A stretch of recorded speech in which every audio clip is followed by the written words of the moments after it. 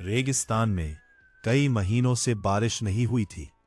पानी खत्म, खाना खत्म, लोग धीरे धीरे उम्मीद हार रहे थे। एक छोटा बच्चा आसमान की तरफ देखकर बोला, भगवान, बस एक बार बारिश भेज दो। सब लोग चुप थे। गर्म हवाएं चल रही थी। अचानक आसमान में काले बादल आने लगे। पहली बारिश की बूंद जमीन पर गिरी, फिर तेज बारिश शुरू हो गई। लोग खुशी से रोने लगे, बच्चे बारिश में नाचने लगे, और एक बूढ़ा आदमी आसमान देखकर बोला, जब उम्मीद जिंदा रहती है, चमत्कार भी होते हैं।